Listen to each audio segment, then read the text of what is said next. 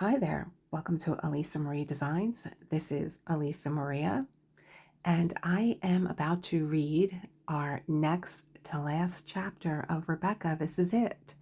And fittingly, as we near the end of the novel, I have only one small section left on my Quiet Snow canvas, the face.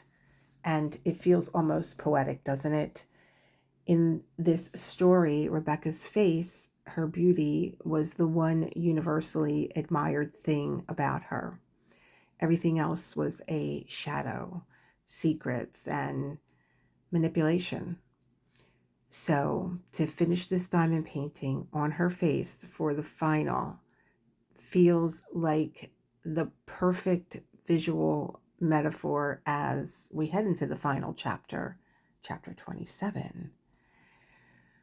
Well, we left off in chapter 25. Everything had escalated. Mrs. Danvers had locked the De Winters in their room, and morning could not come fast enough. Now, as chapter 26 begins, Maxim and our narrator are preparing to leave for London to confront the truth. They're going to seek out Dr. Baker, the mysterious woman specialist. Rebecca had visited I believe on the day she died. Yeah, she came back from London. Yep, and she died later on that evening. And hopefully this is a visit that might finally explain what really happened. Colonel Julyan is riding along with them, or will be riding along with them, and Favell. Cousin Favell, slimy as ever, will be following close behind in his car, determined to secure whatever leverage he thinks he has over Maxim. So with only one chapter left after today, let's continue unraveling the truth right until the very end. This now is chapter 26. When I awoke the next morning, just after 6 o'clock, and got up and went to the window, there was a foggy dew upon the grass like frost, and the trees were shrouded in a white mist.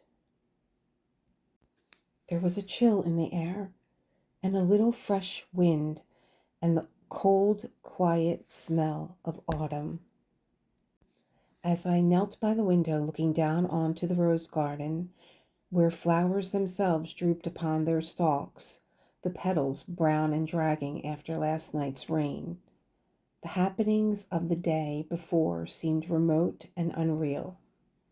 Here at Manderley a new day was a starting. The things of the garden were not concerned with our troubles. A blackbird ran across the rose garden to the lawns in swift, short rushes, stopping now and again to stab at the earth with his yellow beak. A thrush, too, went about his business, and two stout little wagtails following one another, and a little cluster of twittering sparrows. A gull poised himself high in the air, silent and alone, and then spread his wings wide and swooped beyond the lawns to the woods and the happy valley. These things continued. Our worries and anxieties had no power to alter them. Soon the gardeners would be astir, brushing the first leaves from the lawns and the paths, raking the gravel in the drive. Pails would clank in the courtyard behind the house. The hose would be turned on the car. The little scullery maid would begin to chatter through the open door to the men in the yard. There would be a crisp, hot smell of bacon. The housemaids would open up the house, throw wide the windows, draw back the curtains. The dogs would crawl from their baskets, yawn and stretch themselves, wander out onto the terrace, and blink at the first struggles of the pale sun coming through the mist. Robert would lay the table for breakfast, bringing in those piping scones, the clutch of eggs, the glass dishes of honey, jam, and marmalade, the bowl of peaches, the cluster of purple grapes with the bloom upon them still, hot from the greenhouses. Maids sweeping in the morning room, the drawing room, the fresh, clean air pouring into the long open windows. smoke curling from the chimneys, and little by little the autumn mist fading away, and the trees and the banks and the woods taking shape, the glimmer of the sea showing with the sun upon it below the valley, the beacon standing tall and straight upon the headland. The peace of Manderley, the quietude and the grace, whoever lived within its walls, whatever trouble there was and strife, however much uneasiness and pain, no matter what tears were shed, what sorrows borne, the peace of Manderley could not be broken or the loveliness destroyed. The flowers that died would bloom again another year. The same birds build their nests, the same trees blossom. That old quiet moss smell would linger in the air, and bees would come, and crickets. The herons build their nests in the deep dark woods. The butterflies would dance their merry jig across the lawns, and spiders spin foggy webs, and small startled rabbits who had no business to come trespassing poke their faces through the crowded shrubs. There would be lilac and honeysuckle still, and the white magnolia buds unfolding slow and tight beneath the dining room window. No one would ever hurt Manderley. It would lie always in its hollow like an enchanted thing, guarded by the woods, safe, secure, while the sea broke and ran and came again in the little shingle bays below. Maxim slept on, and I did not wake him. The day ahead of us would be a weary thing and long. High roads and telegraph poles, and the monotony of passing traffic, the slow crawl into London. We did not know what we should find at the end of our journey. The future was unknown. Somewhere to the north of London lived a man called Baker, who had never heard of us, but he held our future in the hollow of his hand. Soon he too would be waking, stretching, yawning, going about the business of his day. I got up and went into the bathroom and began to run my bath. These actions held for me the same significance as Robert and his clearing of the library had the night before. I had done these things before mechanically, but now I was aware as I dropped my sponge into the water, as I spread my towel on the chair from the hot rail, as I lay back and let the water run over my body. Every moment was a precious thing, having in it the essence of finality. When I went back to the bedroom and began to dress, I heard a soft footstep come and pause outside the door, and the key turn quietly in the lock. There was silence for a moment, and then the footsteps went away. It was Mrs. Danvers. She had not forgotten. I heard the same sound the night before, after we had come up from the library. She had not knocked upon the door. She had not made herself known. There was just the sound of footsteps and the turning of the key in the lock. It brought me to reality and the facing of the immediate future. I finished dressing and went and turned on Maxim's bath. Presently, Clarice came with our tea. I woke Maxim. He stared at me at first like a puzzled child, and then he held out his arms. We drank our tea. He got up and went to his bath, and I began putting things methodically in my suitcase. It might be that we should have to stay in London. I packed the brushes Maxim had given me, a nightdress, my dressing gown and slippers, and another dress, too, and a pair of shoes. My dressing case looked unfamiliar as I dragged it from the back of the wardrobe. It seemed so long since I had used it, and yet it was only 4 months ago. It still had the customs mark upon it they had chalked at Calais. In one of the pockets was a concert ticket from the casino in Monte Carlo. I crumpled it and threw it into the wastepaper basket. It might have belonged to another age, another world. My bedroom began to take on the appearance of all rooms when the owner goes away. The dressing table was bare without my brushes. There was tissue paper lying on the floor and an old label. The beds where we had slept had a terrible emptiness about them.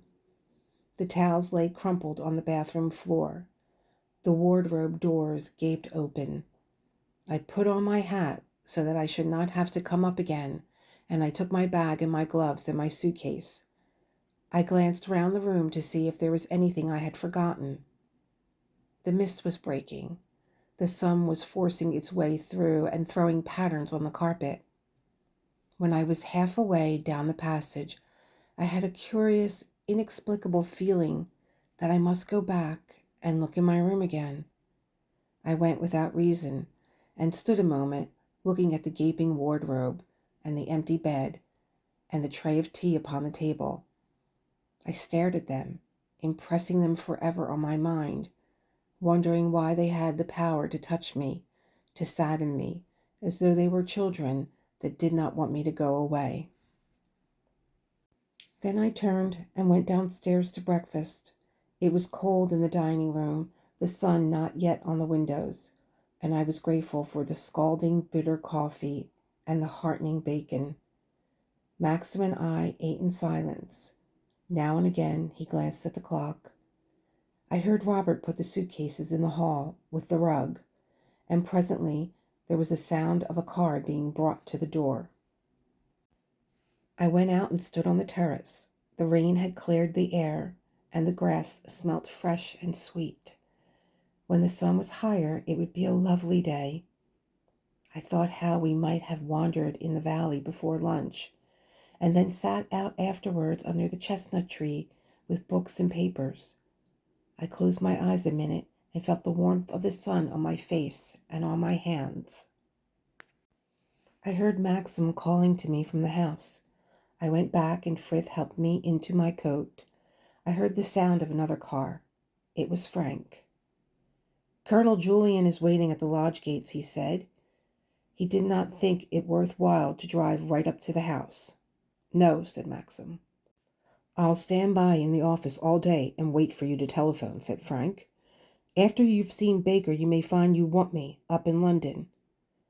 Yes, perhaps. "It's just 9 now," said Frank. "You're up to time.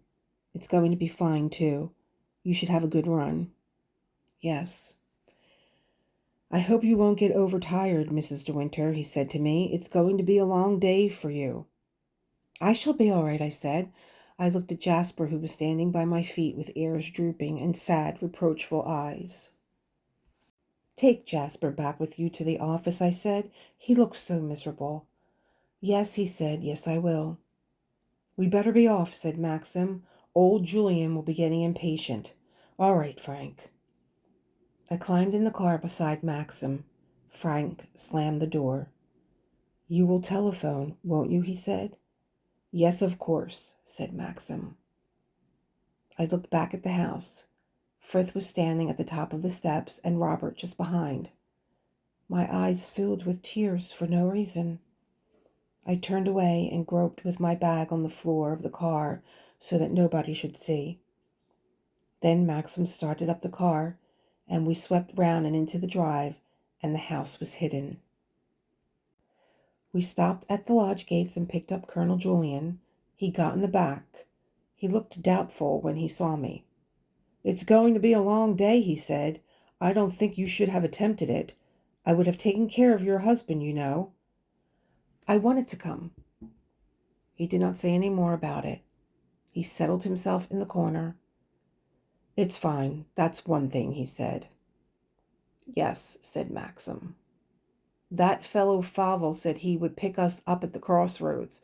If he's not there, don't attempt to wait. We'd do much better without him. I hope the damned fellow has overslept himself." When we came to the crossroads, though, I saw the long green body of his car, and my heart sank. I thought he might not be on time. Favell was sitting at the wheel, hatless, a cigarette in his mouth. He grinned when he saw us and waved us on. I settled down in my seat for the journey ahead, one hand on Maxim's knee. The hours passed and the miles were covered. I watched the road ahead in a kind of stupor. Colonel Julyan slept at the back from time to time. I turned occasionally and saw his head loll against the cushions and his mouth open. The green car kept close beside us. Sometimes it shot ahead, sometimes it dropped behind, but we never lost it. At 1, we stopped for lunch at one of those inevitable old-fashioned hotels in the main street of a county town. Colonel Julyan waded through the whole set of lunch, starting with soup and fish, and going on to roast beef and Yorkshire pudding. Maxim and I had cold ham and coffee. I half expected Favell to wander into the dining room and join us, but when we came out to the car again, I saw his car had been drawn up outside a cafe on the opposite side of the road. He must have seen us from the window, for 3 minutes after we started, he was on our tail again. We came to the suburbs of London about 3 o'clock. It was then I began to feel tired. The noise and the traffic blocks started humming in my head. It was warm in London, too. The streets had that worn, dusty look of August, and the leaves hung listless on dull trees. Our store must have been local. There had been no rain here. People were walking about in cotton frocks, and the men were hatless. There was a smell of waste paper and orange peel and feet and burnt, dried grass. Buses lumbered slowly and taxis crawled. I felt as though my coat and skirt were sticking to me, and my stockings pricked my skin. Colonel Julyan sat up and looked out through his window. "They've had no rain here," he said. "No," said Maxim.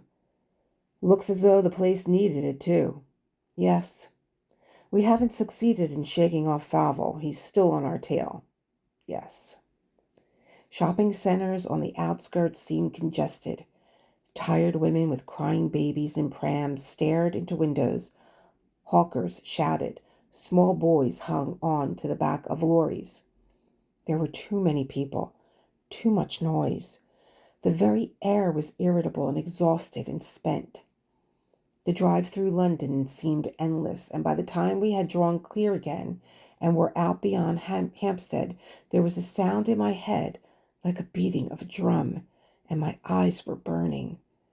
I wondered how tired Maxim was. He was pale, and there were shadows under his eyes, but he did not say anything. Colonel Julyan kept yawning at the back.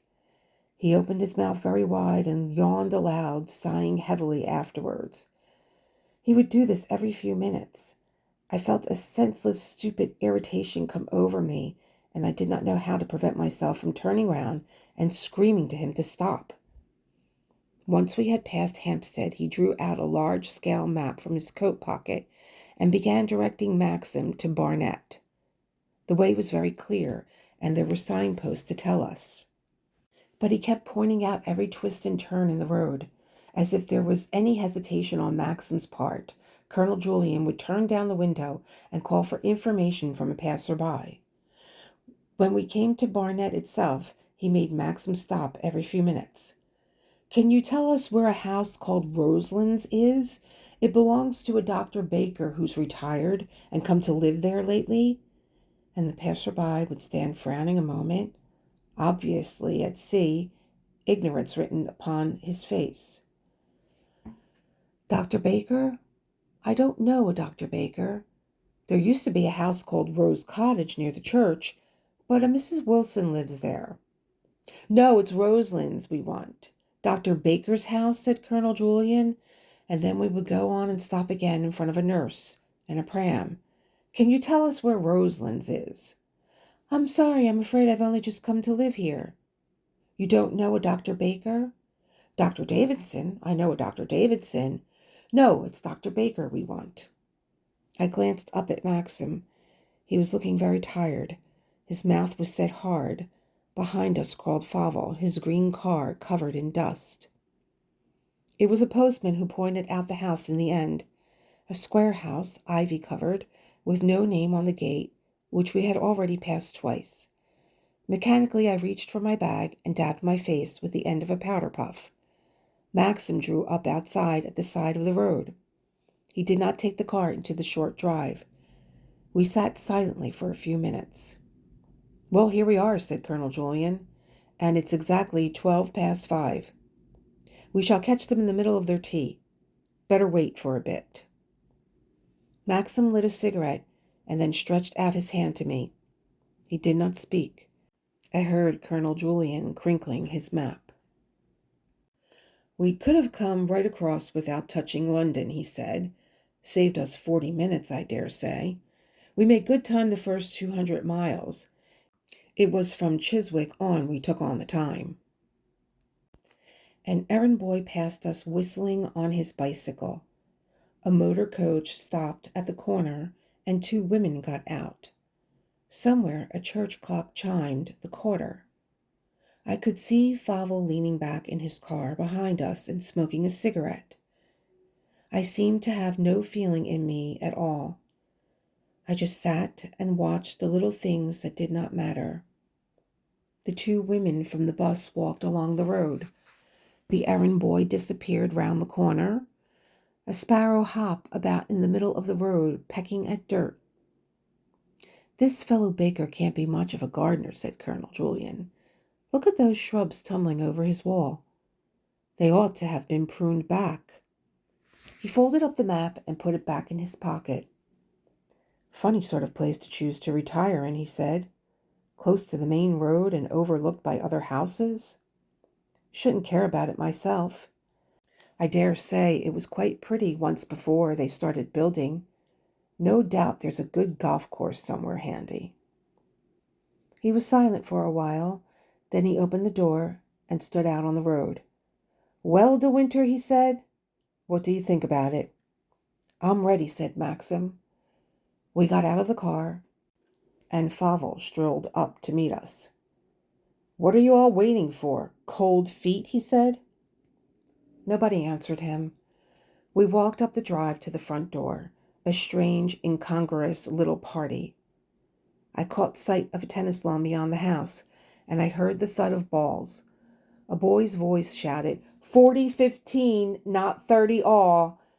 Do you remember hitting it out, you silly ass? They must have finished their tea, said Colonel Julyan. He hesitated a moment, glancing at Maxim. Then he rang the bell. It tinkled somewhere in the back premises. There was a long pause. A very young maid opened the door to us. She looked startled at the sight of so many of us. Dr. Baker, said Colonel Julyan. Yes, sir. Will you come in? She opened a door on the left of the hall as we went in. It would be the drawing room, not used much in the summer. There was a portrait of a very plain, dark woman on the wall.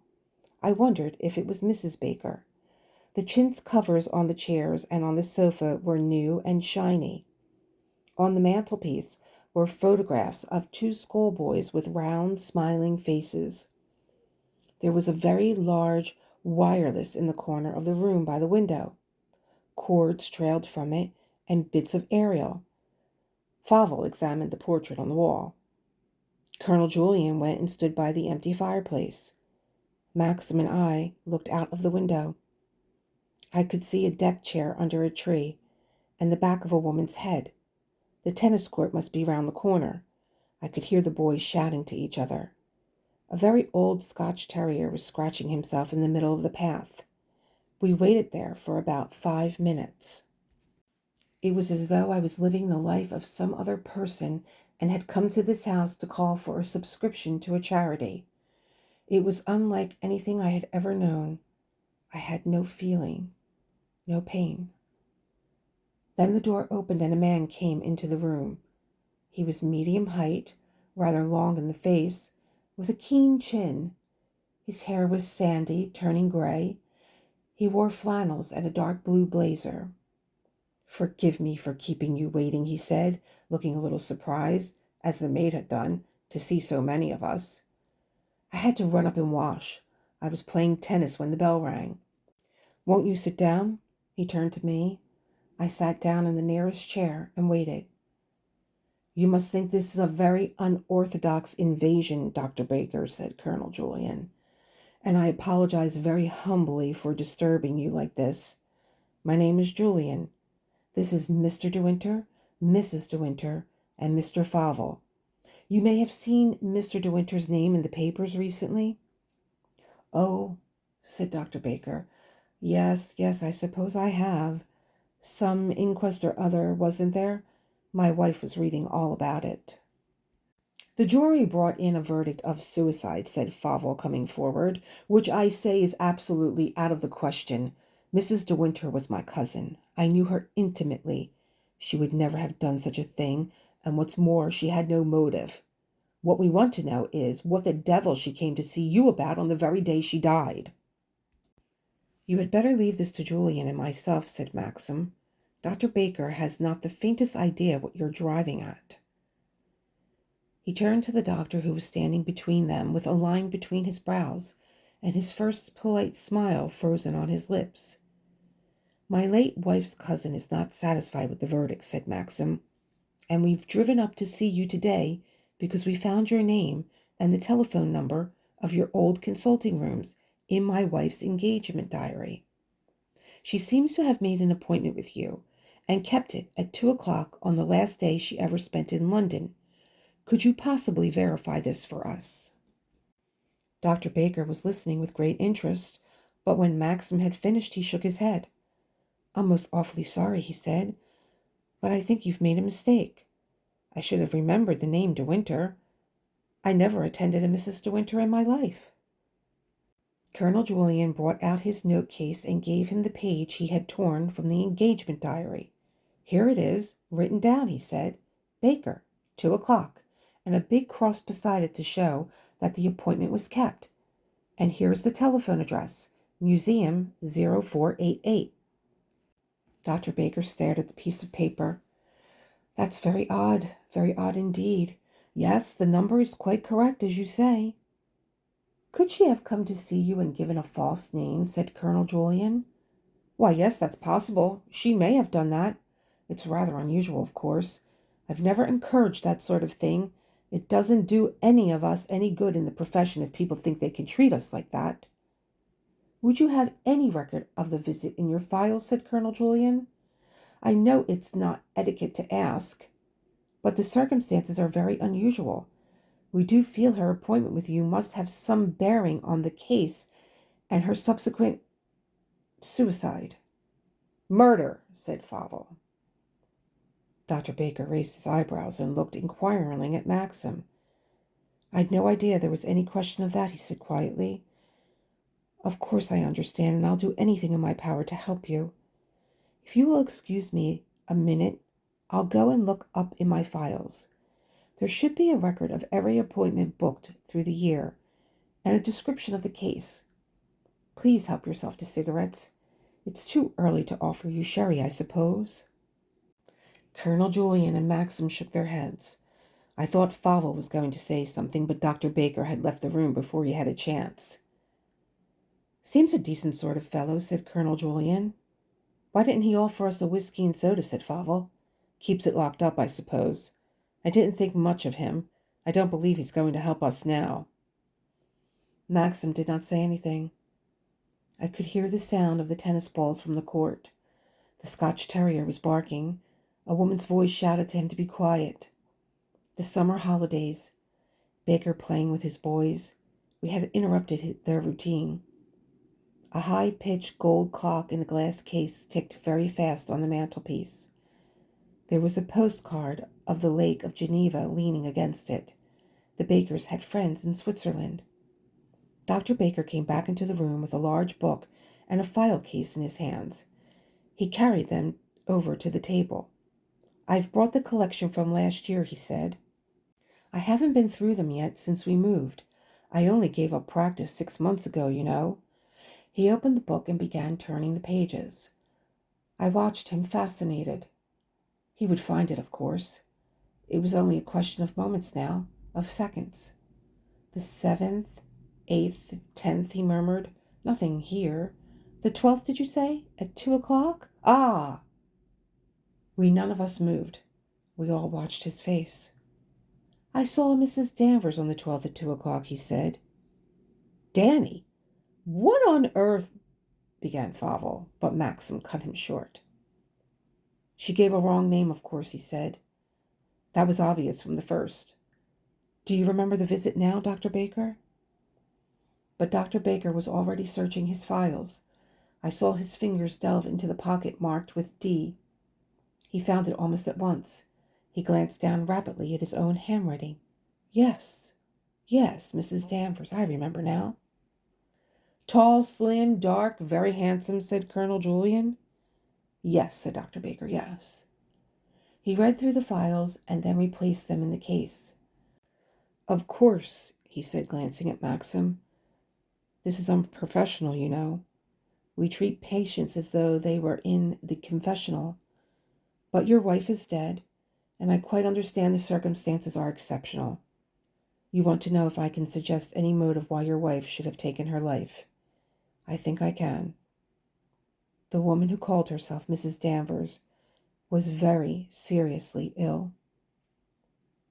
He paused. He looked at every one of us in turn. I remember her perfectly well, he said, and he turned back to the files again. She came to me for the first time a week previously to the date you mentioned. She complained of certain symptoms, and I took some x-rays of her. The second visit was to find out the result of those x-rays. The photographs are not here, but I have the details written down. I remember her standing in my consulting room and holding out her hand for the photographs. I want to know the truth, she said. I don't want soft words and a bedside manner. If I'm in it for it, you can tell me right away. He paused, glanced down at the files once again.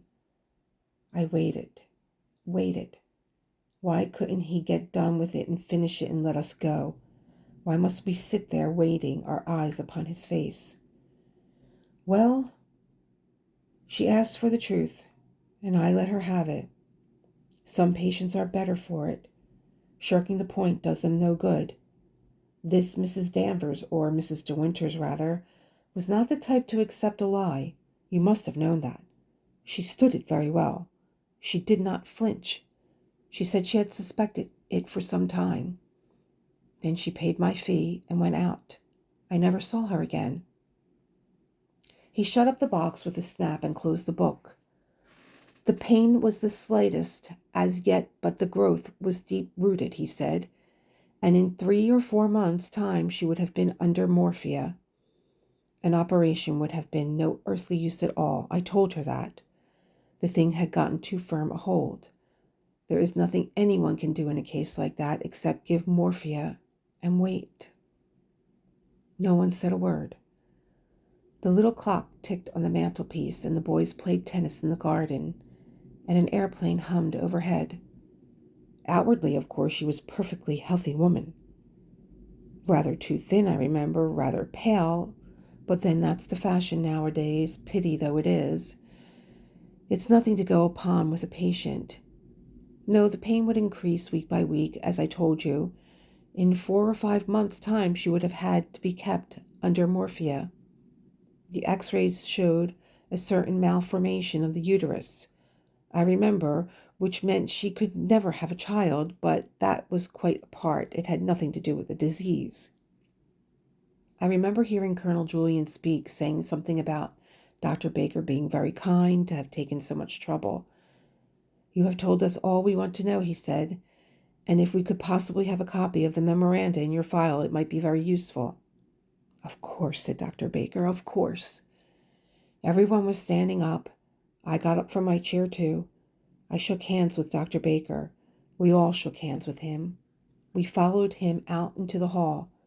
A woman looked out of the room on the other side of the hall and darted back when she saw us. Someone was running a bath upstairs. The water ran loudly. The Scott Terrier came in from the garden and began sniffing at my heels. Shall I send the report to you or Mr. De Winter? Said Dr. Baker. We may not need it at all, said Colonel Julyan. I rather think it won't be necessary. Either De Winter or I will write. Here is my card. I'm so glad to have been of use, said Dr. Baker. It never entered my mind for a moment that Mrs. De Winter and Mrs. Danvers could not be the same person. No, naturally, said Colonel Julyan. You'll be returning to London, I suppose? Yes, I imagine so. Your best way, then, is to turn sharp left by that pillar box and then right by the church. After that, it's a straight road. Thank you. Thank you very much. We came out onto the drive and went towards the cars. Dr. Baker pulled the Scotch Terrier inside the house. I heard the door shut, and a man with one leg and a barrel organ began playing Roses in Bacardi at the end of the road. Chapter 26 began with our Maxim, our narrator, and Colonel Julyan and Favell on a long, exhausting drive to London. They were setting out at 9 in the morning. They only make a brief stop for lunch at 1 p.m. and finally reach the baker's door by 5. I don't know about you, but it felt like a trip that was endless. And when they finally arrived at London, London hits them like a wall, at least our narrator. It's hot, it's dirty, it's noisy, it's crowded. London is a city pulsating with life and chaos. Everything Rebecca loved because she made plenty of trips to London. And in that moment of reading our narrator's perception of London, it made her sink in a way, because she's the polar opposite, like I am. I could not thrive in this sharp, frantic world. And how did Rebecca do it? How did she ever belong? Well, I guess she didn't, to the brooding heart of Manderley. I lived in New York, and, it was kind of like describing New York. And I don't think I could live there again. As much as I said I didn't want to move there, and I did, and then I grew to love New York. But now, I kind of like the peaceful places in my life. But Rebecca never fit into peaceful places. She fed off of contrast and conflict and attention and danger. And I think that London reflects her perfectly. So we arrive at Dr. Baker's office, waiting for the truth to arrive, and it does. And I didn't think there was anything really, any dramatic flourish about it. It was quite clinical. It was a clinical recounting of facts, except for Favell jumping forward immediately and insisting that Rebecca did not commit suicide. In his mind, it was murder, and he's frantic and determined and blind in the only way someone who adored Rebecca could be. But we find out, along with Dr. Baker, the one thing that none of them expected, that Rebecca came to him under a false name. He had never seen Mrs. De Winter. However, he did see a Mrs. Danvers. And when he did meet Rebecca under the name Mrs. Danvers, she was pale and thin, which was the fashion, but she was also gravely ill. What she called a pregnancy, and I have a thought on that, was nothing of the sort. Dr. Baker explains that she had a severe, rapidly growing malformation in her uterus, something that would become unbearable in a few months. She would soon be on morphine permanently, and she would die. For Rebecca, the woman who controlled every room she ever entered, she took the news the way Rebecca would. She wanted the truth, and he gave it to her, and she took the news very calmly. And then she walked out of his office, and she never returned. And so with that final piece of the puzzle laid bare, Colonel Julyan, Maxim, our narrator, and Favell turn back toward London. Now, whether they get on the road now for like another, a 6, 7, 8 hour journey, I don't know. We'll have to find out in chapter 27. The truth is no longer a whisper or a warning. It sits now squarely in front of them. It's undeniable. But the revelation, I think, does not bring any peace. I'm always afraid to say anything because, well, it is a fact. I mean, she saw a doctor. She was dying, so it doesn't bring any peace. But it does bring a consequence. It brings the weight of what Rebecca chose to do with the knowledge of her own fate. So they're headed back, maybe through the crowded streets of London. I can't imagine them staying, but I don't know. I'm not peeking ahead. I'm not going to peep. We're going to find that out tomorrow, because there's only one chapter left, one final destination, one last reckoning. So I hope that you'll join me as we step into chapter 27, the end of Rebecca and the end of Manderley as we know it. I did have some thoughts as I was reading. I'm always focused on the weather now. The beginning chapter, let me see here, let me go back, I thought was kind of eerie. It sounded kind of beautiful, but it was also kind of eerie. That the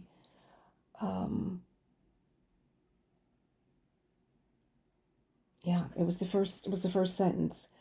When I awoke the next morning just after 6 and got up and went to the window, there was a foggy dew upon the grass like frost, and the trees were shrouded in a white mist. Oh, it reminded me of a ghost. Like, someone else would be someone else was waiting outside for the day to begin, for the revelation to begin. And also how she's so focused in on everything around her, how the day, life goes on, right? Life goes on. I remember when I was being wheeled into an emergency surgery to give birth to my son. And I just remember, life goes on. I remember being prepped for surgery and staring out the window and thinking, people are outside and they're shuffling to work, and I can hear the noise and the traffic, and people are getting coffee and they're running to their jobs, and it was a beautiful day and the sun was shining, and life would go on as it always did. The fact that, I was in surgery and, I might make it, I might not. My son might be born, he might not. It was of no consequence of the day. So I was very aware of her taking account into, the day just rolling on, the birds, the trees, the flowers, the noise, the people. No one knows of your troubles. No one knows of your woes and your sadness, and life just goes on. And so I've been meaning to bring this up through previous chapters, what's with the cigarettes? It's like have a piece of candy, take some cigarettes, have some cigarettes, almost as if like there should be a cigarette girl walking around with cigarettes yelling, cigarettes, anyone, cigarettes? It's like the one person that's not employed at Manderley, the cigarette girl. But everywhere you go, even in the doctor's office, have some cigarettes. It's so, so funny now. So I am taking it that Rebecca had cancer. And it's funny, not funny, but, my grandmother had that cancer. She had a tumor floating in her uterus, and, limited time. She lived on limited time. And I think that Rebecca was going to go out the way that she wanted. She was going to die the way that she lived. But she didn't. She she didn't die fighting. She manipulated like Rebecca did. I don't know what she possibly could have wanted with Favell. Like, meet me down at the cottage. Like, and now we consider the ride, how long it is from London to Manderley. And of course, Favell said, he was at a party. And of course, he was like, I'm not going to that. I'm not going to go meet Rebecca. I'm not going to go take that ride. I don't care how much I adore her or want to sleep with her or want to be her next husband. I don't even know where that came from. He was going to be her next husband. So I don't know if she could have pushed Favell to kill her, but she could have pushed Max, and she did. She ignited a fire under Max, as she called him, Maxim, the best way she knew how, to put his beloved Manderley, the only thing he cared about, into jeopardy. She would never give him a child, but she would have a child, and it would be, as they say, a bastard. Would it be a bastard? No. Maybe to Maxim it would be, because it wasn't his. And, she would keep up this front that they were a happily married couple, and now she was pregnant. And, this child, who could have been anyone's, would inherit Manderley. And Maxim was not going to allow that to happen. And she knew what he would do. He'd kill her. So she got him to kill her. And she knew that he would take her body, put it onto the boat, and sink her in the boat, because, she was smart. She wanted to be buried at sea. And rather than do it herself, rather than drill the holes herself and sink the boat and kill herself, she had Maxim do it. Because I think even in the end, there was that, it was kind of like Gone Girl, right? Like, oh, I don't want to tell you if you haven't seen Gone Girl, but those of us that had seen Gone Girl knew what the end was supposed to be, because she wrote her own ending. She was as diabolical as Rebecca. Well, if you read the book, the book was so much better than the movie. But if you read Gone Girl, then you knew what it was that she wanted to do. And she also wanted to frame her husband for it. So maybe that was starting to wonder now. Was the idea for Gone Girl taken from the book Rebecca? Because they're quite similar. Or maybe I just have the story of Gone Girl in my head, thinking that this is what Rebecca would do. I mean, there's so many questions, which is why we need to get together and have a talk. We need to have a talk about this book. I know so many of you want to, and the only thing that I would change about reading Rebecca is the timing that I had for it. But, it worked out this way over the holiday, and maybe, I don't know, I think the week after Christmas, everybody kind of relaxes. And I think it would be cruel to keep the last chapter until after Christmas. So I won't do that. And plus I want to get Quiet Snow done. But I will start a kit up of Golden Christmas after Rebecca ends. And Golden Christmas, I believe, is going to be a nice diamond painting backdrop to our next Gothic psychological thriller involving a husband and a wife. So, but I'll let you guys choose. Yeah, that's what I think. I think Rebecca set up Max to kill her. And how sweet, she really did die as she lived then. She didn't die fighting, but she died the manipulative witch that she was. So let me know what you think in the comments. There's a lot of diamond painting time left, and I am going to be finishing quiet snow with chapter 27. All that's left is her face. As I said, it's going to be ironic that I ended up on her face. I usually don't diamond paint where I diamond paint the bottom and then the top and then meet in the middle. But it wasn't until just now that I watched myself diamond paint as I was reading that I noticed that I put her eyelashes in, but the rest of her eyes need to be done and her face. And oh my gosh, what a beauty she is. And you might have seen me putting drills in a silver tray because I'm not holding any drills. So let me just tell you that the end of this canvas, a part of her, oh no, it was actually the tree. I actually have my tray with my diamond painting pens on top of it right now, but it was the tree. And I had ran out of a color. And I went on a hunt through the thousands of drills that I have saved here. They're all organized.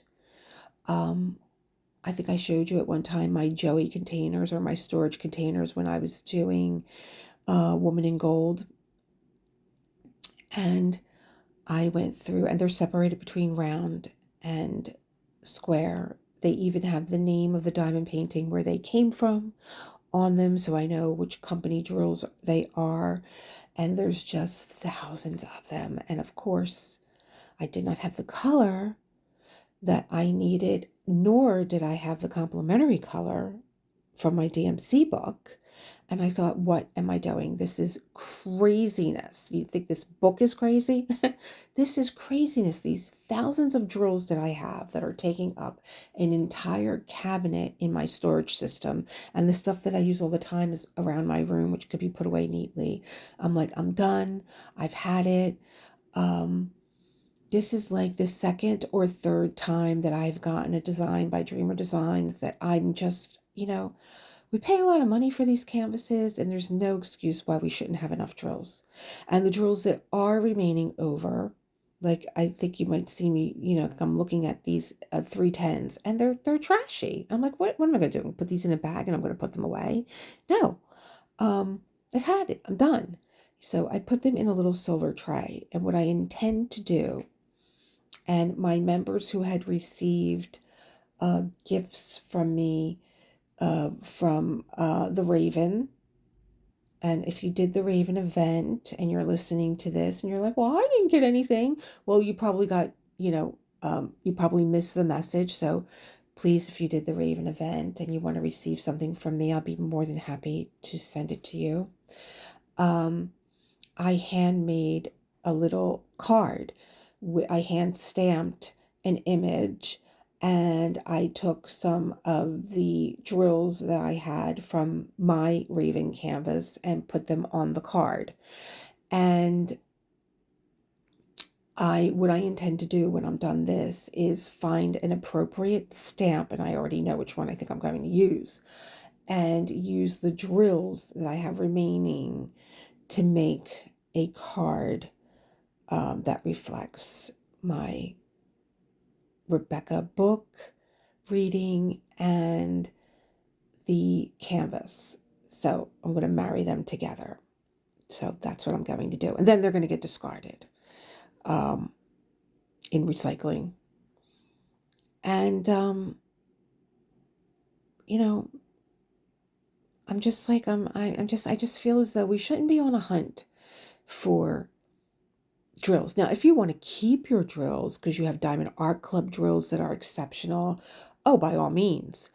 My art dot drills from the new canvases, the art dots large canvases feature resin drills, and they are spectacular.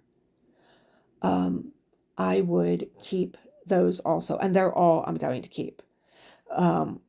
So, these other drills that come from Dreamer Designs, that come from Diamond Art Emporium, except for the fairy dust diamonds that are exceptional.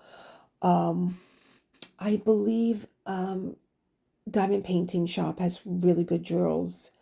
Those are the ones that I'll keep, but these other ones I'm not keeping. So, And then I have all my other drills that I get from DP with sparklers that are exceptional. So that reduces everything down to a case, because I have done so many Curtis Reykjavik canvases that, you know, I have a lot of Dreamer Design drills that I'm just not going to hold on to. And you would say, well, why don't you? Because you're always short. No, I'm going to call Dreamer Designs and I'm going to tell them to send them to me, because they should have been in my case. They should have been in my kit. I shouldn't have to call you up and tell you I'm short drills. I have the Mermaid Daydreamer, and she is split right down the middle. And one side of her is done and one side of her isn't. It kind of looks like, the before and after of a diamond painting, because I have drills missing. And it's just like I'm pulling my hair out of my head, like I want, you want to get it done, and you don't want to put it back into your rotation because it's not complete. And then you just get, I know I do. I'm just like, oh, I'm pulling out this canvas again, because it's not done yet. So, and it was like that with Rico. I had drills missing from Rico. I had drills missing from Chosen.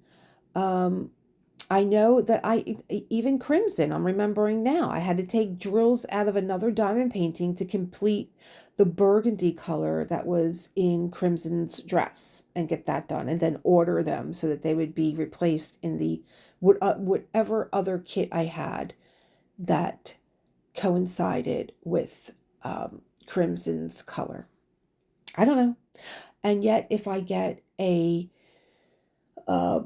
canvas made from the Dreamer Designs overseas, no problem. No problem. I love all the paintings that I have had done from Dreamer Designs overseas. So, I did have a talk with Lizette.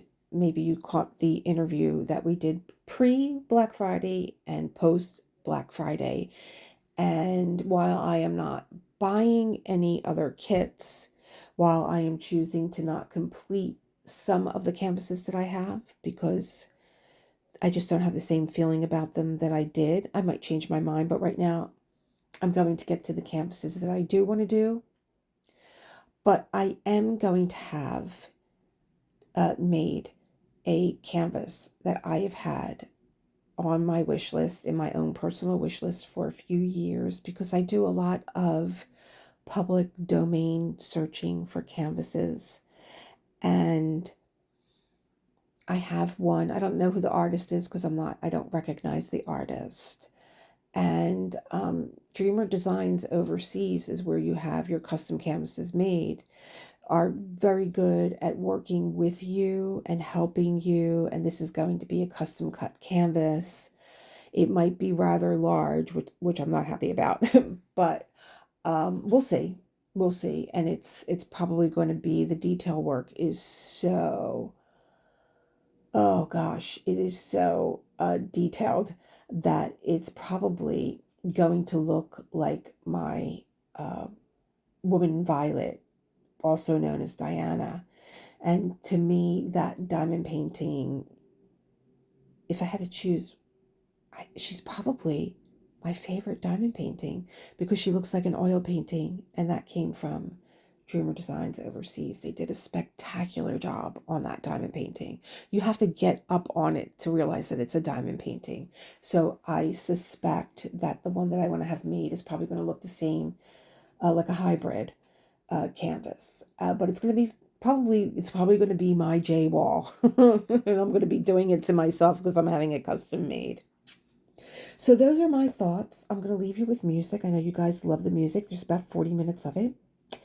So enjoy your diamond painting time. Enjoy your relaxing time, whatever it is that you are doing while you listen to Rebecca. And I'm kind of sad to see it end, but I'm kind of curious and happy and eager. I really can't wait to see how this ends. So I will see you tomorrow as we bid adieu to Daphne du Maurier's Rebecca. Enjoy the day. I will see you tomorrow.